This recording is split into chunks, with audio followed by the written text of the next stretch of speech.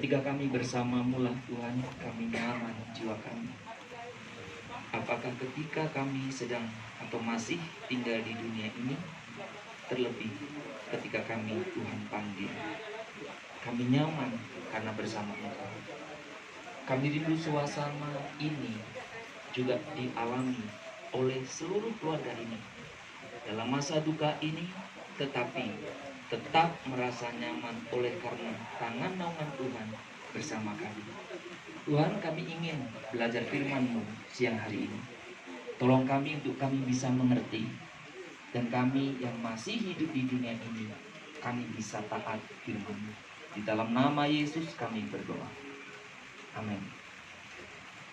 Bapak Ibu, di momen terakhir sebelum kita membawa almarhum ke tempat peristirahatan sementara, kita akan bersama-sama merenungkan firman Tuhan yang saya mencoba untuk merangkaikannya dengan tadi malam.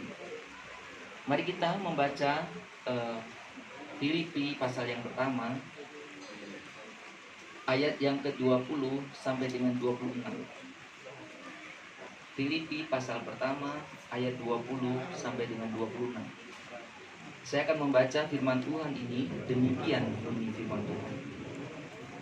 Sebab yang sangat kurindukan dan kuharapkan ialah bahwa aku dalam segala hal tidak akan beroleh malu, melainkan seperti sedia kala, demikian pun sekarang Kristus dengan nyata dimuliakan di dalam tubuhku, baik oleh hidupku maupun oleh matiku. Karena bagiku hidup adalah Kristus dan mati adalah keuntungan. Tetapi jika aku harus hidup di dunia ini, itu berarti bagiku bekerja memberi buah. Jadi mana yang harus kupilih? Aku tidak tahu. Aku didesak dari dua pihak. Aku ingin pergi dan diam bersama-sama dengan Kristus. Itu memang jauh lebih baik. Tetapi lebih perlu untuk tinggal di dunia ini karena kamu. Dan dalam keyakinan ini, taulah aku akan tinggal dan akan bersama-sama lagi dengan kamu sekalian, supaya kamu makin maju dan bersukacita dalam iman, sehingga kemegahanmu dalam Kristus Yesus makin bertambah karena aku, apabila aku kembali kepadamu. Saudara, sebetulnya bagian ini, terutama ayat yang ke-21, itu sering sekali dikotakan. Karena bagiku hidup adalah Kristus dan mati adalah keuntungan. Tetapi saya ingin mencoba menjelaskan secara sederhana. Semestinya kita bagaimana supaya kita punya iman yang ayat 21 ini. Saudara, sebenarnya dalam Filipi pasal pertama ayat 20 sampai 26 ini konteksnya adalah Paulus sedang dalam penjara. Ada dua pilihan, bebas atau tidak. Sebenarnya dari sisi pandang manusia dua-duanya celaka. Dihukum ya pasti hukum mati. Tapi kalaupun dibebas, dia punya beban untuk memberitakan Injil. Tidak gampang memberitakan Injil pada waktu itu. Dua-duanya sulit sebetulnya.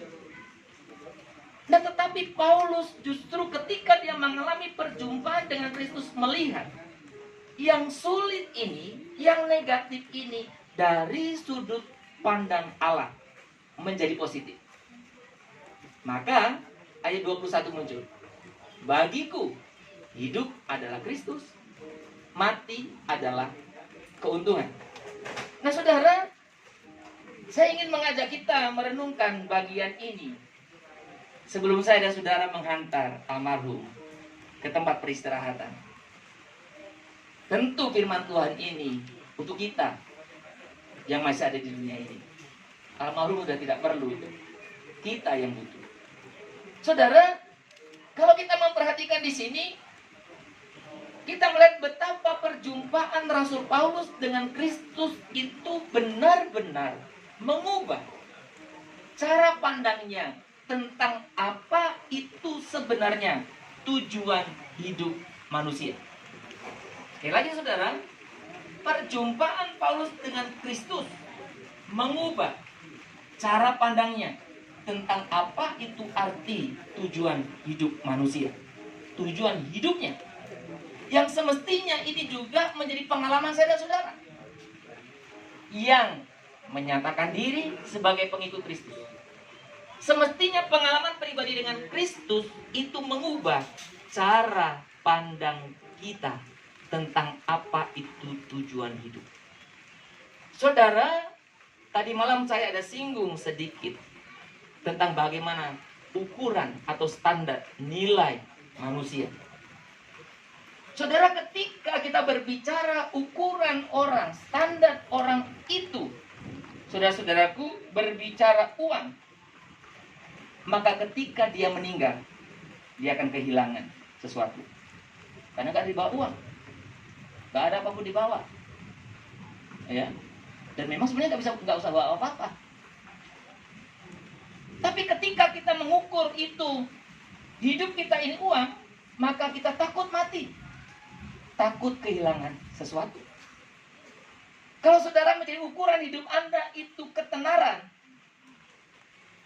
oh persahabatan yang banyak, kawan banyak, oh menjadi orang yang terkenal, famous ya. Ketika dia mati, maka dia merasa ditinggalkan.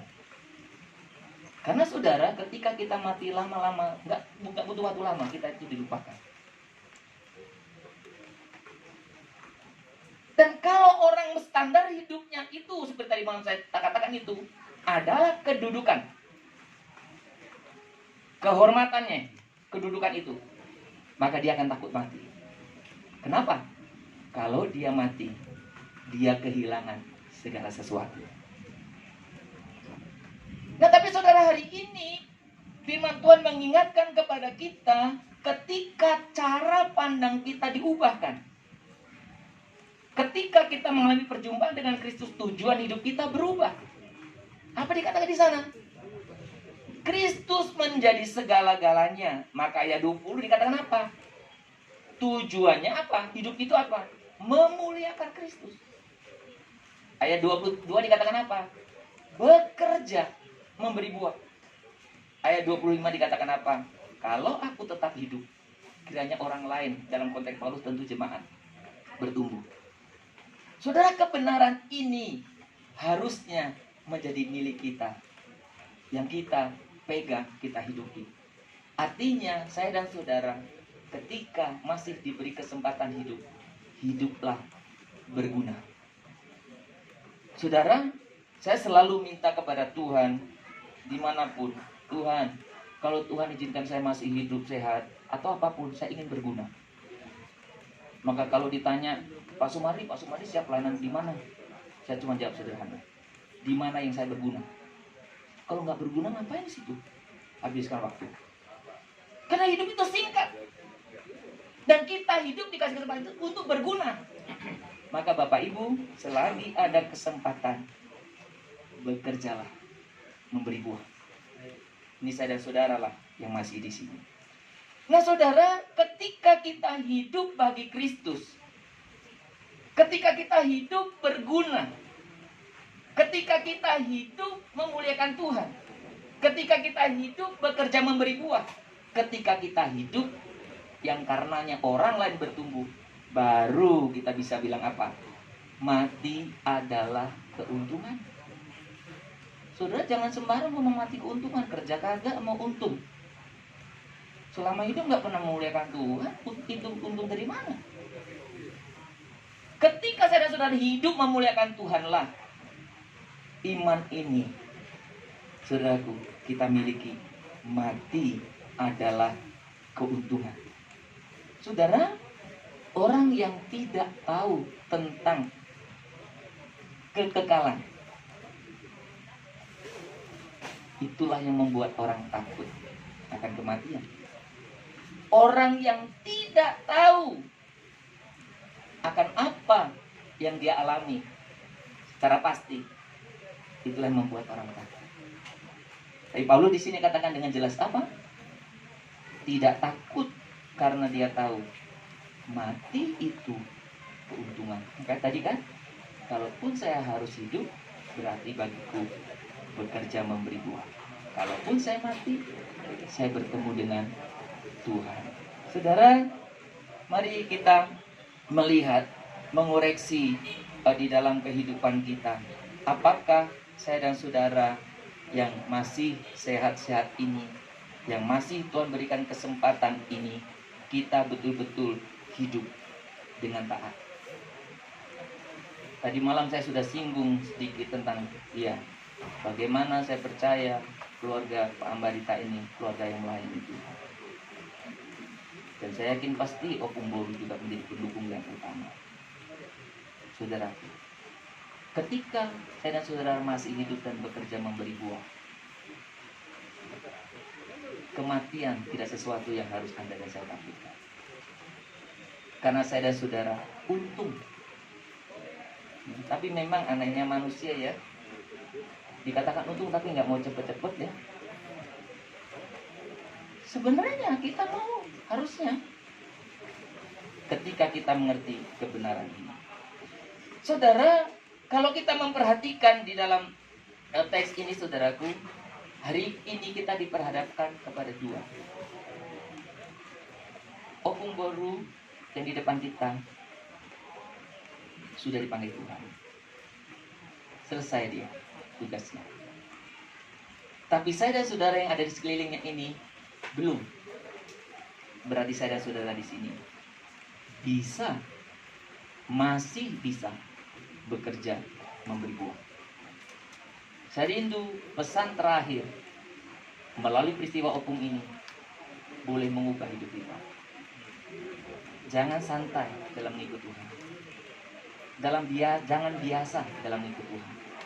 Pakailah setiap kesempatan yang ada. Bahkan harus memaksakan diri. Tuhan, pakai aku berguna. Sehingga ketika kita pergi seperti Opung Boru, kita bisa bilang, Tuhan, mati adalah keuntungan. Kiranya firman Tuhan siang hari ini boleh menyapa kita, boleh meneguhkan tentunya keluarga yang sedang berduka, dan sekaligus mengingatkan saya dan saudara semua tempat ini betapa tujuan hidup kita itu kemuliaan Dia. Mari kita berdoa sekali lagi. Tuhan, tolonglah kami supaya kami boleh diubahkan oleh kebenaran firman. Kami tidak dikalahkan oleh nafsu dunia ini, sehingga tujuan hidup kami jelas di hadapan-Mu, yaitu memuliakan Tuhan. Kalau hari ini Tuhan masih mengizinkan kami ada, biarkan kami bekerja keras untuk memberi buah. Kalau Tuhan membiarkan kami saat ini masih ada di dunia ini, biarkan orang lain bisa bertumbuh melalui keadaan kami. Dan kalau kami masih Tuhan izinkan ada di dunia ini, biarkan kami terus-menerus berkarya, bekerja bagi Tuhan. Di hadapan kami ada Opung yang sudah Engkau panggil. Dia dengan tersenyum sudah berkata, mati adalah keuntungan. Dia mendahului kami semuanya. Biarkan firman Tuhan yang kali terakhir Opung punya kesempatan untuk menjadi sarana pemberitaan firman ini, menjadi rema bagi kami semuanya, sehingga kami hidup bagi Kristus, sehingga kami bisa bersama-sama berkata, mati adalah keuntungan. Di dalam nama Tuhan Yesus, yang adalah tujuan hidup kami berdoa dan kami memohon kepada-Nya. Amin.